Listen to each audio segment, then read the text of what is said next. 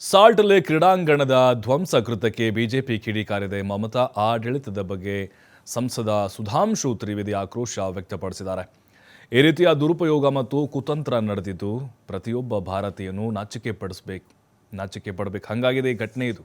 ಮತ್ತು ಇಲ್ಲಿ ನಿಮ್ಮ ಆಳ್ವಿಕೆಯಲ್ಲಿ ಪಶ್ಚಿಮ ಬಂಗಾಳ ಕಂಪ್ಲೀಟ್ ಆಗಿ ಧ್ವಂಸಗೊಂಡಿದೆ ಮತ್ತು ರಾಜ್ಯ ತಲುಪಿರುವ ದುರಂತ ಪರಿಸ್ಥಿತಿಗೆ ಇದು ಸಾಕ್ಷಿಯಾಗಿದೆ. ಬೆಂಗಳೂರು, ತಮಿಳುನಾಡಲ್ಲಿ ಇದೇ ರೀತಿ ಸಂಭವಿಸಿದೆ. ಇದು ಭಾರತ ಮೈತ್ರಿಕೂಟದ ನಾಯಕರ ಪಾತ್ರವನ್ನು ತೋರಿಸುತ್ತೆ. ಮಮತಾ ಆಡಳಿತದ ಬಗ್ಗೆ ಸಂಸದ ಸುಧಾಂಶು ತ್ರಿವೇದಿ ಆಕ್ರೋಶವನ್ನು ಹೊರಹಾಕಿದ್ದಾರೆ. ನೋಡಿ, ಇದು ಸಹಜವಾಗಿ ರಾಜಕೀಯ ಆಯಾಮವನ್ನು ಕೂಡ ಪಡೆದುಕೊಳ್ತಾ ಇದೆ. ಬಿಜೆಪಿ ಕೂಡ ಇದನ್ನು ಪೊಲಿಟಿಕಲ್ ಆಗಿ ಬಳಸ್ಕೊಳ್ತಾ ಇದ್ದು ಮುಂದಿನ ಚುನಾವಣೆಗೆ ಸಹಜವಾಗಿ ಇದನ್ನು ಅವರು ಎನ್ಕ್ಯಾಶ್ ಮಾಡಿಕೊಳ್ಬೋದು ಮತ್ತು ಆಡಳಿತ ವೈಫಲ್ಯ ಕಂಪ್ಲೀಟ್ ಆಗಿ ಕುಸಿದು ಹೋಗಿದೆ ಅನ್ನುವಂಥ ಆರೋಪವನ್ನು ಕೂಡ ಬಿಜೆಪಿಯ ಸಂಸದ ಮಾಡಿದ್ದಾರೆ. ಪ್ರತಿಯೊಬ್ಬ ಭಾರತೀಯನೂ ಕೂಡ ಈ ಘಟನೆಯಿಂದಾಗಿ ನಾಚಿಕೆ ಪಡಬೇಕು. ನಿಮ್ಮ ಆಳ್ವಿಕೆಯಲ್ಲಿ ಪಶ್ಚಿಮ ಬಂಗಾಳ ಧ್ವಂಸಗೊಂಡಿದೆ. ಈ ದುರಂತ ಪರಿಸ್ಥಿತಿಗೆ ಇವತ್ತಿನ ಘಟನೆ ಸಾಕ್ಷಿಯಾಯಿತು. ಹಾಗಾಗಿ ಅದೆಲ್ಲದಕ್ಕೂ ಕೂಡ ನೀವೇ ಕಾರಣರು. ನೋಡಿ, ಈಗ ಅಲ್ಲಿ ಬಿಜೆಪಿ ಕೂಡ ರಾಜಕೀಯವಾಗಿ ದಿನೇ ದಿನೇ ತನ್ನ ಬಲವನ್ನು ಹೆಚ್ಚಿಸ್ಕೊಳ್ತಾ ಇದೆ.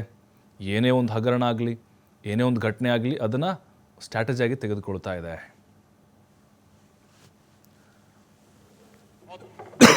और पूरे देश के लिए शर्मसार करने वाली घटना हुई जब अंतर्राष्ट्रीय ख्याति प्राप्त फुटबॉल खिलाड़ी लियोनेल मेसी के कार्यक्रम में सॉल्ट लेक स्टेडियम में जिस प्रकार की अव्यवस्था, भगदड़ और वितंडावाद हुआ, उससे सिर्फ कोलकाता नहीं, पश्चिम बंगाल नहीं, हर भारतीय का सर शर्म से झुक गया।